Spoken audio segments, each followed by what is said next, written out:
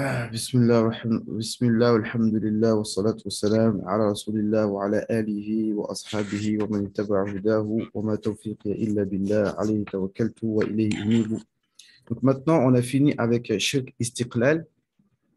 Et ça, en réalité, je dirais on n'est pas confronté à ça. Tu vois, des gens qui te disent, voilà, il y a je me rappelle plus les noms, ils avaient dit là, les noms de ces divinités-là, là.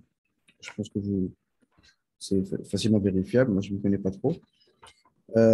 C'est-à-dire c'est pas Yin et Yang, mais ils donnent un nom. Et d'ailleurs, les Rastas, ils étaient, c'est un mélange les Rastas. Tu vois, il y a un peu de judaïsme et un peu de religion des Perses. Tu vois, Faya. Je sais pas si vous, à l'époque, excusez-moi, moi je mens pas. C'était il y a longtemps, mais voilà, à l'époque, on était beaucoup dans ça. Moi, je suis pas antillais, je suis camerounais, mais j'aimais beaucoup le ragamuffin et tout ça là. Et eux, en fait, ils ont beaucoup ces trucs-là, tu vois, le fire, fireball, fireball, tu vois. Et donc, en fait, finalement, en tout cas, ceux qui parmi les musulmans qui sont encore dans ça, faut qu'ils fassent attention, quoi, parce que quand tu dis fire, fireball, fireball, bah, en fait, le fire, là, c'est la divinité du feu, quoi, comme on sait. Quand le prophète alayhi subhanallah, les feux des Perses ont été éteints parce que c'est un feu qui s'éteignait jamais, tu vois, c'est un feu, tu vois, subhanallah. Et des fois, Allah, il leur fait miroiter que, hop, voilà, ça enregistre ou pas là? Allez, voilà. OK? Donc voilà. Donc tout ça, je vous donne des pistes. J'ai pas envie d'être trop long, trop fastidieux pour pas qu'on dise que la Aqidah de Ash'ari, c'est trop compliqué, on n'y comprend rien. Mais je pense que là, vous voyez que c'est en vérité, c'est simple et mashallah, Allah nous a donné un aql pour qu'il soit au service des textes, qu'on les comprenne mieux. Pourquoi, subhanallah, pourquoi les gens ils sont là à répéter toute la journée? Ah, il ne faut pas utiliser notre aql, mais il faut utiliser quoi alors? Je ne comprends pas.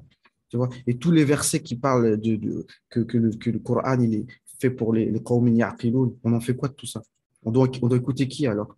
Allah qui nous dit d'utiliser notre aql ou de suivre les gens qui te disent de ne pas utiliser leur aql, mais après, eux-mêmes, ils utilisent ces mêmes règles, ces mêmes sciences-là, ils les utilisent à leur manière pour dire des choses incroyables.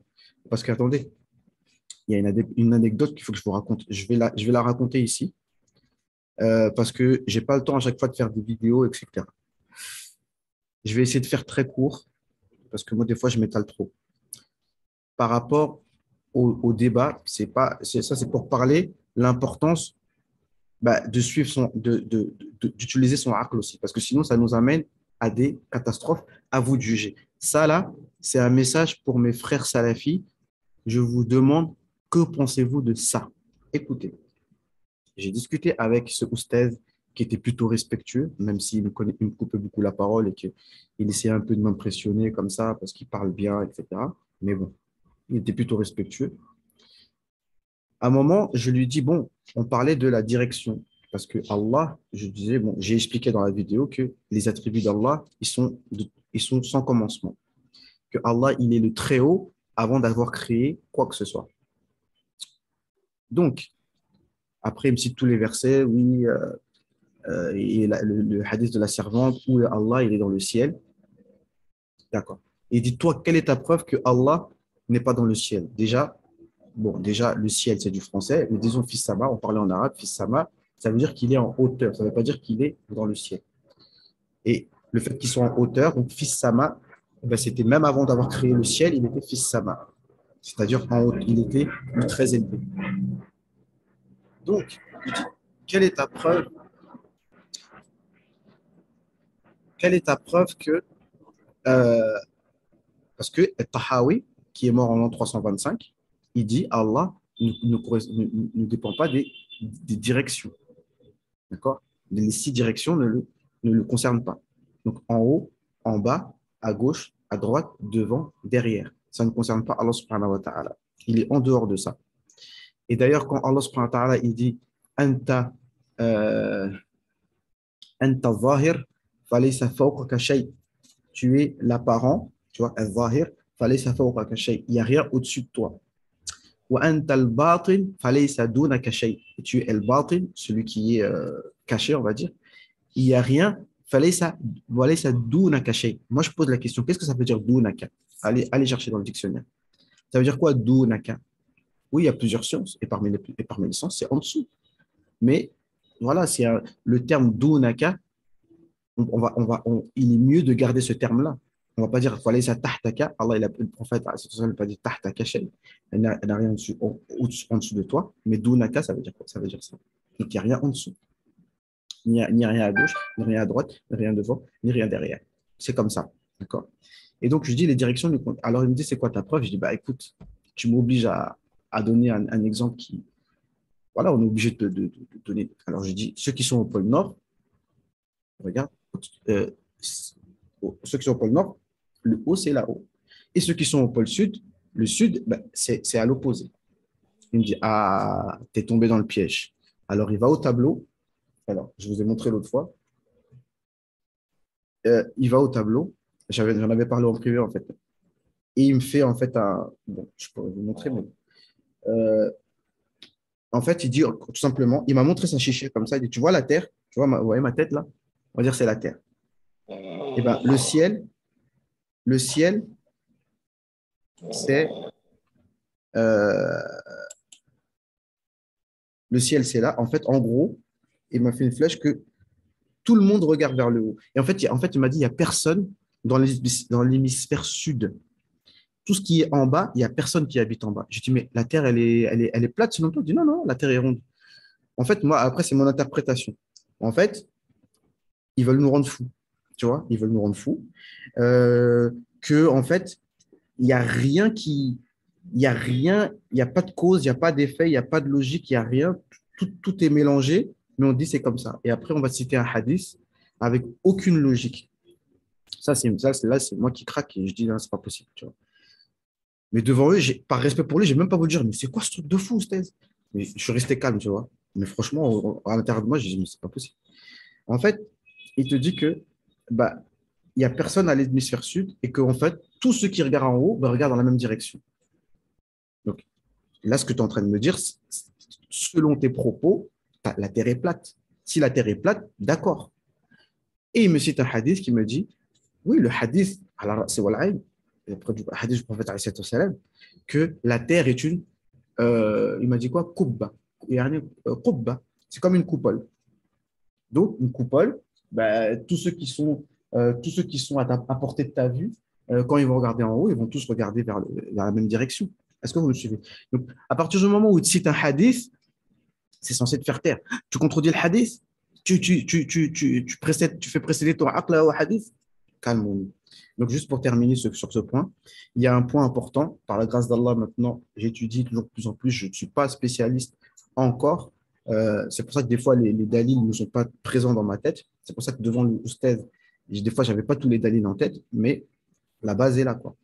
Et donc, il y a une chose qu'il faut comprendre, c'est ce qu'on appelle, il y a ce qu'on appelle waqi'ul amr et ce qu'on appelle nafsul amr. Ça, c'est ce qu'on pratique, par exemple, pour le hilal du Ramadan. Il se peut que la lune soit présente, mais il y a des nuages. Tu ne les vois pas. Allah subhanahu wa ta'ala nous impose que ce qu'on voit dans waqi' al-amr, c'est-à-dire ce qu'on voit concrètement et ce qu'on ne voit pas. Donc, on ne voit pas la lune. Donc, fi waqi' al-amr, ce n'est pas le Ramadan. On peut manger. Et on doit manger. Le jour du doute, on doit manger. Tu pas dit, ouais, mais peut-être que. Non. Peut-être que ça, c'est nefs al-amr. Ça, c'est dans la vérité de la chose. Nefs al-amr. Mais Allah ne nous a pas imposé de voir derrière. D'accord? OK? Après, moi, je ne suis pas contre ceux qui font le calcul. Je ne suis pas contre en soi, mais bon, là, je parle de si on suit les madhab sans essayer de sortir à chaque fois. OK? Euh, et là, c'est la même chose. Parce que même celui qui est au pôle sud, il voit au-dessus de lui une coupole. Celui qui est au pôle sud, il n'a pas l'impression d'avoir la tête en bas. D'accord? Il n'a pas l'impression d'avoir la tête en bas. Donc, voilà ce que le oustaz m'a sorti pour pouvoir me prouver que, comment ça s'appelle, tout le monde regarde dans la même direction. Donc, pour annuler cet argument logique, même pas logique, cet argument, c'est même pas de la logique, là, c'est ce qui est concret. D'accord? C'est ce qui est concret. Et donc, tu vas mettre en doute. Oui, on sait qu'ils ont. les humains n'ont peut-être pas marché sur la Lune, mais quand tu dis que la Terre est ronde et que l'image de la Terre qu'on voit là, donc c'est faux. Bah, dis-moi que la Terre est plate alors dans ce cas-là. Tu vois? Et c'est des gens qui ne veulent jamais assumer leurs propos. D'accord. Donc voilà, c'était ça. Donc moi, je vous demande qu'est-ce que vous en pensez de ça? Il n'y a personne dans l'hémisphère sud. Il n'y a pas de pôle sud. Il n'y a pas de pôle nord. Et ça, c'est qui a dit ça? C'est Ibn Taymiyyah, dans son livre Tadmouriyya. Parce que dans son livre Tadmouriyya, celui qui veut vraiment voir c'est quoi, excusez-moi, l'anthropomorphisme, mais c'est dans son livre-là. Mais ça, ce livre-là, on ne l'étudie pas au début, tu l'étudies après, tu vois. Donc voilà, donc on revient. Tout ça pour dire que utiliser son aql, c'est important. Et le même problème avec ce dont j'ai parlé dans la vidéo, pour pouvoir dire ce qu'il veut dire sur Allah est en haut par sa personne, ben, il est obligé de contredire le tahawiyya, de dire que quand il a créé les créatures, c'est là que l'attribut d'être en haut par sa personne, parce qu'il ne peut pas être dans le ciel sans avoir créé le ciel. Si toi tu dis il est dans le ciel, mais avant de créer le ciel, il était où? Il ne veut pas répondre. Allez, on continue. Les Nasara. D'ailleurs, les Nasara, il y a un frère qui avait fait une infographie, un dessin, parce qu'on va voir là que les Nasara, comme vous savez, les chrétiens, ils disent que bah, Isa alayhi salam, il était homme et Dieu en même temps. Et nous, les frères, un frère parmi nous, on le connaît, les frères du collectif Hanifiya, on a des frères qui sont spécialisés dans le dialogue avec les chrétiens. On sait bien que même eux, ils ne peuvent pas expliquer cette chose-là. C'est-à-dire que ça, c'est pas logique. D'accord? Mais nous, enfin, certains musulmans, quand ils te disent que Allah Azzawajal descend dans ce bas monde au dernier tiers de chaque nuit, ça, il m'a pas répondu sur ça, il n'a pas eu le temps. Mais tu vas dire quoi maintenant? Ah oui, mais il ne faut pas utiliser son rap. Les chrétiens disent la même chose. Oh, vous ne pouvez pas comprendre. Les voies du Seigneur sont impénétrables. Ok. Donc, en fait, là, on retombe sur notre sujet par rapport au shirk tab'id, le fait de diviser la divinité. Alors, qu'est-ce qu'ils nous disent? Euh, En fait, les chrétiens, lorsqu'ils ont vu que les choses ont plusieurs, comment on dit ça, mu'athirat différentes. C'est-à-dire que euh, euh, il y a plusieurs effets différents, suivez-moi bien, plusieurs effets différents qui sont faits par des causes différentes. D'accord? Donc, vu qu'il y a plusieurs compartiments, plusieurs causes différentes qui font différents effets, donc ils se sont dit, bah, il faut plusieurs divinités qui font chaque sorte d'action. Est-ce que vous me suivez? Chaque sorte d'action. لما رأوا توقف الفعل في الشاهد كنبات الزرع ووجود الثمار ونحوهما على تعدد المؤثر قالوا الإله مركب من ثلاثة أقانيم. Donc, ils ont dit que la divinité, donc, elle est divisée en trois compartiments. Le premier compartiment, c'est l'existence. Wujud, c'est le Père. Le deuxième compartiment, c'est al-ilm. Al-ilm, c'est le Fils. Et le troisième compartiment, c'est la vie, c'est le Saint-Esprit.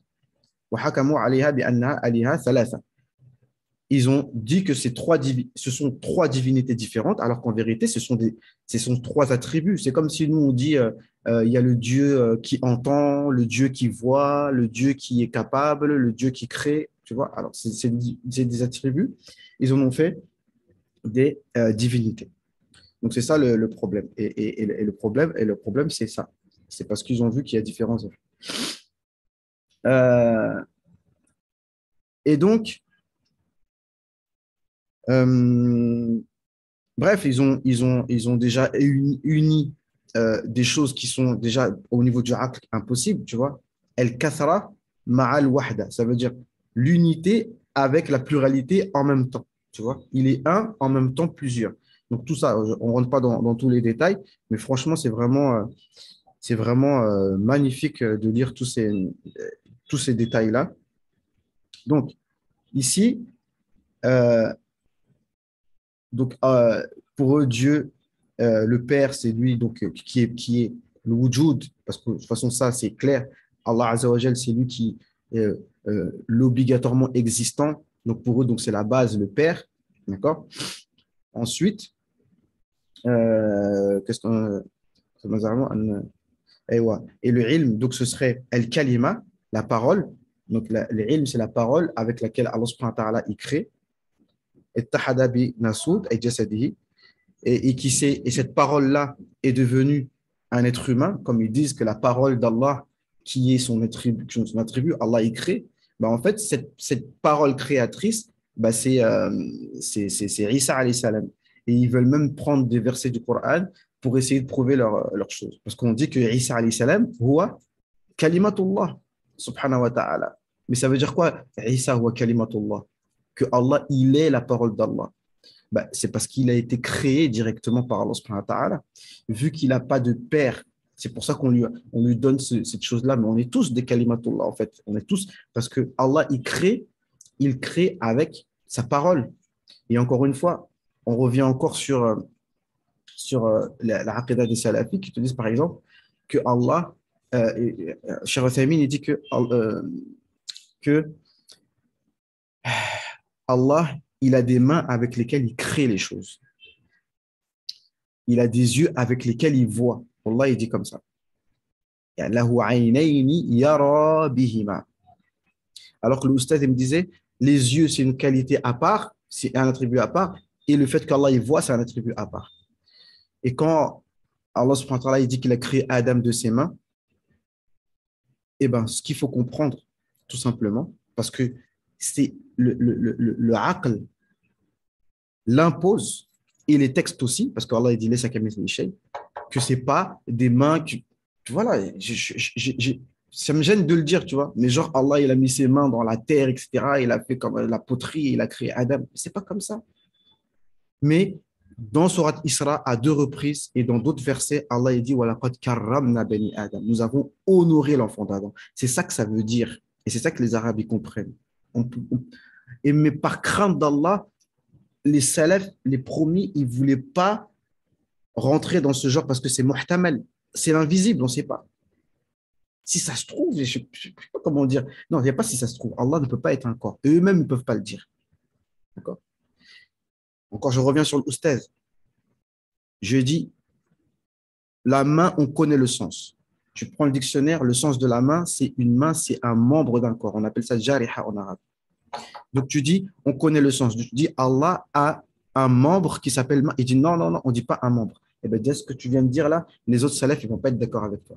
Parce qu'ils disent, non, on ne dit pas qu'il a une main, on ne dit pas qu'il n'en a pas. Mais ça veut dire quoi ça? Et quand ils te disent la main, ils disent, la main d'Allah, c'est une main comme il convient. Mais il est où le sens? Si tu me dis la main, c'est une main, tu ne m'as pas donné de définition. En fait, on est d'accord. Moi, j'ai dit on est d'accord dans ce cas. D'accord? Est-ce que vous me suivez? Donc, qu'est-ce que je disais? Ouh là là, qu'est-ce que je disais moi? Naam, kalimatullah. Que Isa alayhi salam, c'est la parole d'Allah subhanahu wa ta'ala. Et eux, ils disent que bah, la parole d'Allah, c'est Isa alayhi salam. Naam. Alors qu'Allah, il crée, comme je disais, il crée, comme il dit, innama amruhu idha arada shay'an an yaqula lahu kun fayakun. Allah, quand il veut une chose, il dit soit et elle est. Il n'a pas besoin d'avoir des mains pour créer les choses. Parce que lui-même, il m'a appris, linguistiquement, jariha, une main, enfin, jariha dans le sens apparent, c'est quelque chose qu'on peut couper. Donc, on dit jiraha en arabe, ça veut dire chirurgie. C'est quelque chose qu'on peut couper. C'est quelque chose, quand tu donnes la définition, il dit que Issa n'a pas fait 9 mois dans le ventre de sa mère, ben, il a fait combien de temps alors? Mais ben, c'est possible, hein, mais bon, après, voilà. C'est possible qu'il n'ait pas fait 9 mois, c'est possible qu'il ait fait 3 mois, mais bon. Dans le Coran, Allah, il nous dit qu'elle a eu les douleurs de l'enfantement et qu'elle est partie, elle s'est isolée, donc elle a eu une grossesse normale, sauf qu'il n'y a pas eu de père. Non. Et d'ailleurs, comme j'ai expliqué dans la vidéo précédente, Jibril alayhi salam, il est venu pour dire, je suis le messager d'Allah pour te donner un fils. Mais ça ne veut pas dire que c'est Jibril qui donne, c'est Allah qui donne. Donc les termes en arabe, ils sont toujours comme ça. Tu vois. Donc si on prend au sens apparent, bah, c'est Jibril qui donne. Et moi, je vais vous dire un secret. Je vais vous dire un secret. Quand je me suis converti à l'islam, au tout début, j'ai pris le Coran, j'ai lu. Et j'ai vu Surat Maryam, parce que c'est là que je suis parti en premier.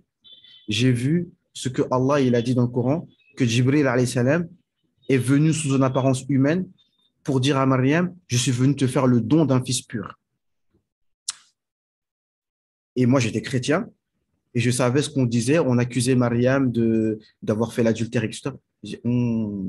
En fait, là, le Coran, il est en train d'avouer ce qui s'est passé. C'est que Jibril, il est venu, il a peut-être fait quelque chose d'interdit avec elle et il a eu un enfant. Wallah, moi, j'ai pensé comme ça. Mais j'ai dit, astaghfirullah, c'est pas possible. Mais pourquoi je vous dis ça maintenant? Parce que le verset, comme il est présenté, si tu prends au sens apparent, et si tu as des maladies, des saletés dans ta tête, ben, tu peux pouvoir penser des choses. Attends, même Mariam, elle a eu peur. Mais pourquoi Allah envoie un homme, un bel homme, sous une apparence, dans un endroit désert?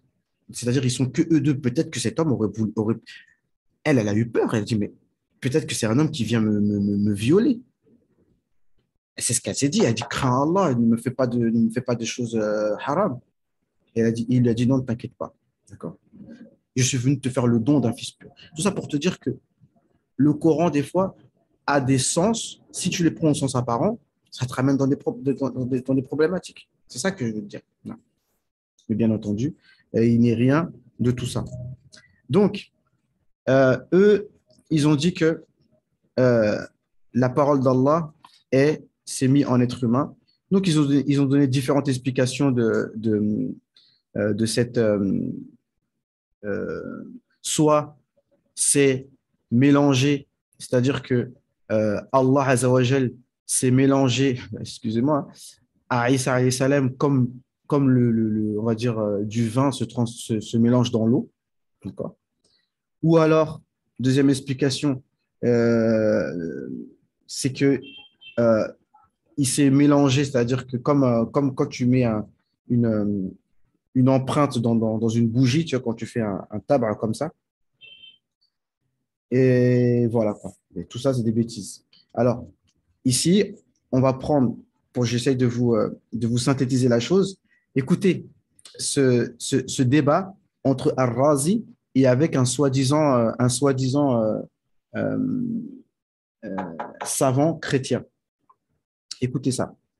Alors, écoutez, encore une fois, comment les Asha'ira, avec les règles de la logique, certes qui ont été peut-être pris des philosophes grecs, mais elles ont été nettoyées. C'est-à-dire, dans les premiers temps, à l'époque de l'imam Shafi'i, c'était une science qui était très réprouvée.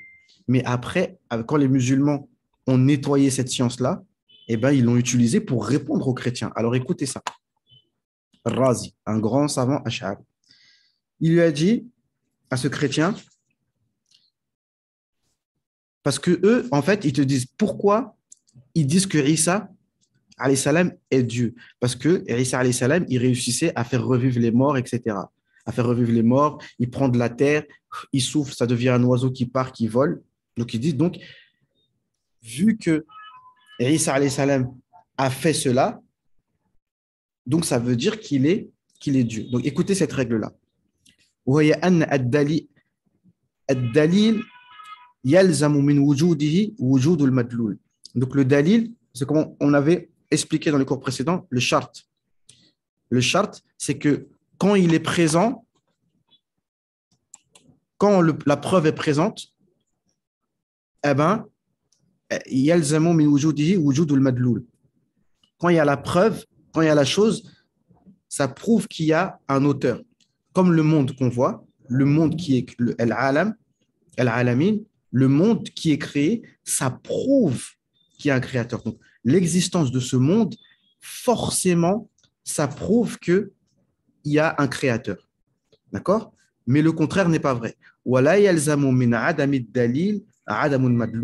Mais ce n'est pas parce qu'il n'y a pas le monde, ce n'est pas parce qu'il y a la chose qu'il n'y a pas de créateur de la chose. Est-ce que vous voyez les règles, mashallah, du aql et qui nous permettent de voir clair dans les choses? Donc, je répète. Le dalil, donc le monde, par exemple, chaque chose qui est créée, le fait qu'elle soit là, présente devant nous, ça prouve que quelque chose l'a créée.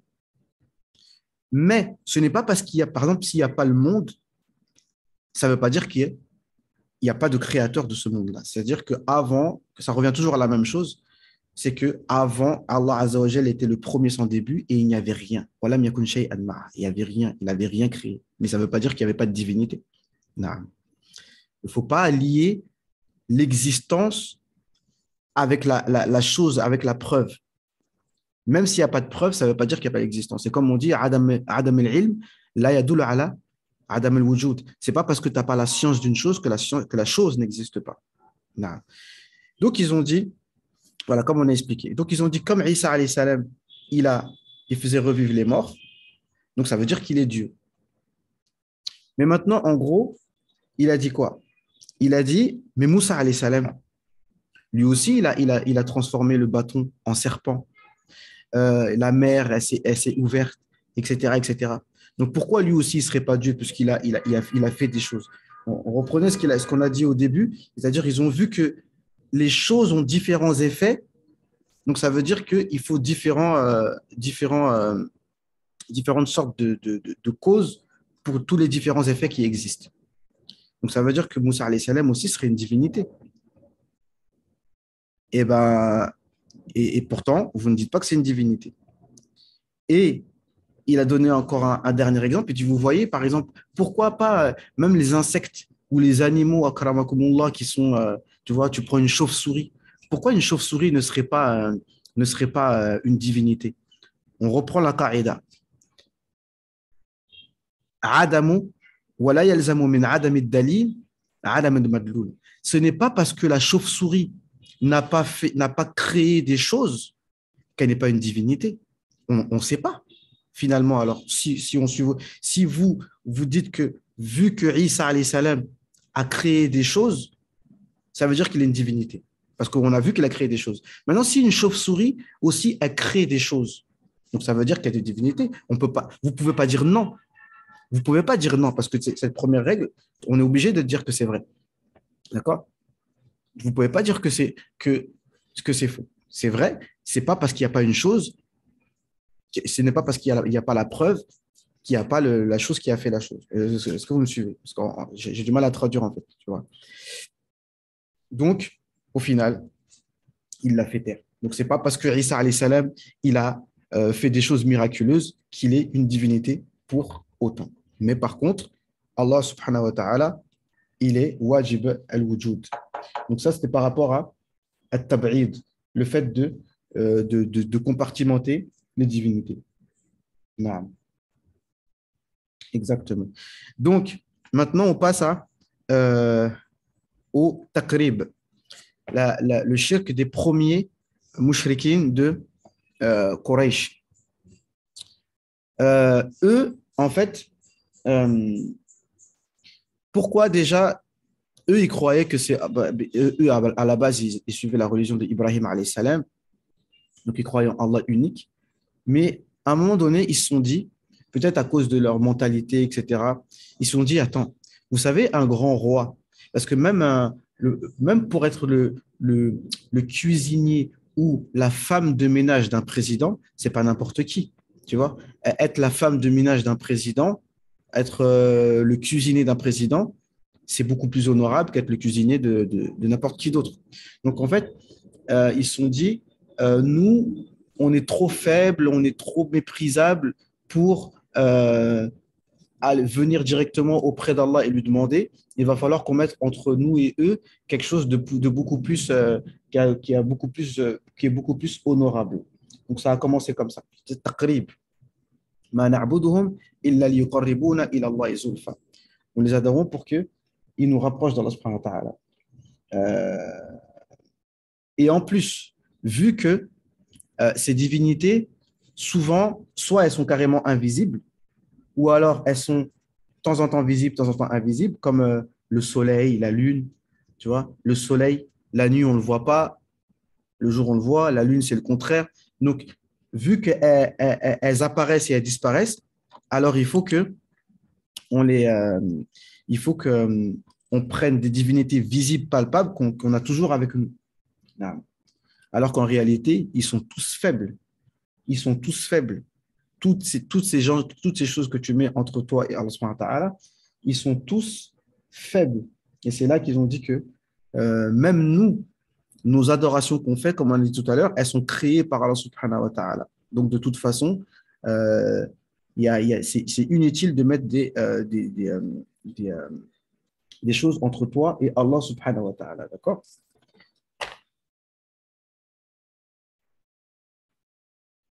Naam. Et Allah subhanahu wa ta'ala, il n'y a rien à qui on peut comparer. On ne peut pas comparer Allah subhanahu wa ta'ala à quoi que ce soit parce que Allah ne ressemble pas à quelque chose qu'on a vu ni à quelque chose qu'on n'a pas vu. Donc, on ne peut pas comparer Allah subhanahu wa ta'ala. Donc, eux, ils mettaient ces fausses divinités, et dont Isa alayhi salam, parce que dans la Kaaba, on a trouvé une statue de Isa alayhi salam, parce qu'il y en a qui adorent Isa. Donc, Isa, comme maintenant, il n'est plus là, donc ils le mettent en statue et ils l'adorent. Non. أيوة. Non. Et donc voilà, c'est ça, c'est ça. Et c'est pour ça que les premiers mouchriquines, c'est pour toutes ces raisons qu'ils ont mis des divinités palpables qu'ils ont fabriquées eux-mêmes pour mettre devant Allah subhanahu wa ta'ala. Et donc maintenant, ça nous amène à la shubha de ceux qui disent que nous, ceux qui font le tawassul. Donc déjà, premièrement, tous les prophètes sans exception, depuis Adam alayhi salam jusqu'au prophète Mohammed sallallahu alayhi wa sallam, ont averti les gens que celui qui fait du shirk et qui meurt dans cet état, eh bien, il n'aura pas les bienfaits du paradis. Innahu man yushrik billahi faqad harrama Allahu alayhi al-jannah wa ma'wahu an-nar. Celui qui donne des associés à Allah subhanahu wa ta'ala, eh bien, le paradis lui sera interdit et sa demeure sera l'enfer. Tous les prophètes ont mis en garde contre cela. Et donc, du coup, et c'est là après qu'il a expliqué euh, en détail, euh, parce que là, on va arriver dans le sujet de tawassul. Parce que certains accusent des musulmans de pratiquer le shirk des Quraysh. Donc, le shirk, il va nous expliquer le tawassul, mais je vous avoue que je n'ai pas eu le temps de bien lire tout ce qu'il a écrit, mais de toute façon, euh, je viens de publier une vidéo qui parle du tawassul. Donc, voilà. Donc, on peut s'arrêter là. Alhamdoulilah, on a fait les trois premières sortes de shirk. Bon, je ne sais pas si c'était super clair, mais de toute façon, c'est des choses qui sont relativement complexes. Il faut juste être un tout petit peu concentré pour bien comprendre. Et encore une fois, euh, il faut toujours apprendre bien les définitions comme il faut, pas rentrer trop dans des bavardages. Euh, Shirk istiqlal avec les majous, le shirk tab'id des chrétiens et le shirk taqrib des mouchriquines de Quraysh. Donc, c'est trois shirks différents et qu'on n'apprend pas. Moi, j'avais jamais entendu ça dans l'aqidah des salafis. D'accord? Mais et ouais, de toute façon, il va expliquer ça en quelques mots. Mais de toute façon, on reprendra ça dans le prochain dars. On commencera par ça. Donc, voilà ce qu'on peut dire. Et à la fin, donc, tout ce que je peux dire, c'est que mes cours que je fais ici, c'est vraiment déjà histoire de qu'on soit efficace et qu'on ne perde pas notre temps. Et voilà, on fixe le temps. Et vraiment, un rappel pour moi et pour vous, c'est que si nous, on veut avancer dans notre vie, je ne vous donne pas de leçons, mais voilà, je vais sur mes 43 ans, je crois. Voilà, j'ai une petite expérience de vie, etc. Et puis, en fait, on a tous de l'expérience, alhamdoulilah. Mais si on veut réussir dans notre vie, que ce soit dans le dunya, on le voit bien dans le monde professionnel, et surtout dans le din, dans la religion, et dans notre spiritualité, et dans les ilms, eh bien, la base de la base, c'est de fixer des temps. De fixer des temps et des endroits. Tu vois, fixer les temps et les endroits. Chose que Allah subhanahu wa ta'ala n'a pas besoin, mais nous, on en a besoin. On a besoin de fixer, et d'ailleurs, le temps et l'endroit sont liés, parce que euh, la vitesse, enfin le temps se calcule par rapport à la distance, le kilomètre par heure. Kilomètre par heure. Tu vois, bref. Et donc, nous, on a besoin de fixer un temps. À telle heure et à tel endroit, on va faire telle chose. Donc, bi'idhnillah, surtout ce cours du dimanche matin, il est très important. J'ai pas eu le temps de faire beaucoup de pubs, etc. Mais j'invite vraiment les gens à participer à ce dars et qu'on continue comme ça. et que chacun, en fait, en vérité, le prof, euh, il est là pour donner une certaine impulsion, mais c'est à nous, derrière, de développer, d'apprendre bien, et ça, c'est pour nous-mêmes. Wallahi, quand tu apprends ta aqidah, vous voyez comment tu apprends à connaître Allah subhanahu wa ta'ala et à savoir que yani, la base, de toute façon, de tout ça, c'est la hawla wa la quwwata illa billah, mais nous, on œuvre, d'accord? On œuvre avec une aqidah, avec un cerveau bien en place, un cœur bien en place et des actions, tu vois, toujours les mêmes choses, la aqidah propre, le fiqh, nos pratiques propres et euh, يعني une spiritualité يعني profonde et avec de la détermination, être déterminé pour tout. Savoir que Allah subhanahu wa ta'ala a élevé les gens de science et on voit toutes les barrières qui sont entre nous et la science. On voit bien que pour avoir la science, si on n'a pas de spiritualité, on ne pourra pas acquérir la science. C'est qu'on n'est pas, on sera pas digne de cela parce que Allah il donne la science seulement dans des récipients qui le méritent. Donc nous, bi'idhnillah, même si on est des enfants de France, eh bien, il faut qu'on revienne vers les bases. On apprend la langue arabe, on apprend les ilms. Et normalement, les ilms, ce qu'on est en train d'apprendre là, c'est pas des choses en plus. Parce que des fois, moi, je rentre dans des sujets qui sont des sujets annexes, on va dire. Là, c'est la base. Ce qu'on apprend là, c'est wajib. On doit connaître ces choses-là, au moins de manière globale. Tu vois. Et éventuellement, si on a un chrétien devant nous, voilà, vous voyez, on pourra lui donner quelques éléments, mais vraiment avec ilm. Parce que c'est pas, en fait, si on a la même aqidah que lui, entre guillemets, ça sert à rien, tu vois. Lui aussi dit, ah, faut pas utiliser ton aql. Ah ouais, tu as raison, tu n'utilises pas ton aql. Bah, tu vas pas toi lui dire après, utilise ton aql si toi-même tu l'utilises pas. Tu vois ce que je veux dire? Et tu pourras pas le convaincre. Les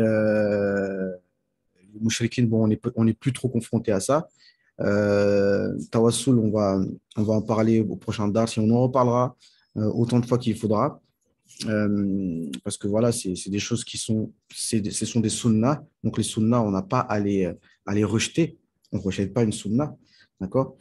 Si tout ce qui peut nous ramener vers Allah subhanahu wa ta'ala et qui est légiféré, on prend. D'accord? Sinon, ça veut dire que tu nous empêches de vouloir faire le bien. Donc voilà ce qu'on peut dire. Hein. Voilà ce qu'on peut dire. Donc, qu'Allah nous facilite. Qu'Allah subhanahu wa ta'ala nous facilite. Et puis voilà. Ben, voilà. Hein. Donc, comme d'habitude, on va se parler en privé si vous le voulez bien. Bien que j'ai que 10 minutes devant moi. Donc, si quelqu'un a une question et qui veut la poser en privé, bah, on a 10 minutes, 15 minutes devant nous. Après, moi, je dois. Si vous voulez. Hein. Allez, moi, je vous dis à tout de suite pour ceux qui veulent. Salam alaikum.